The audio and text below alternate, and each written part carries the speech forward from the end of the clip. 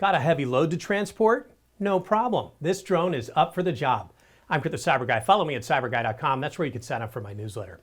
FlyCart 30, or FC30 for short, has an 8-propeller multi-rotor configuration and can carry a max payload of 88 pounds for nearly 10 miles at 45 miles an hour. That's a lot of math, and that's a lot of speed and capability. Now, if there is a nice and flat spot for the drone to land, it can simply open its cargo case and place your package right there. But what if there's no good landing spot? It can attach your package to a tether and lower it down to the ground. So smart. The FC30 is guided by GPS and real-time feed from the drone's HD camera.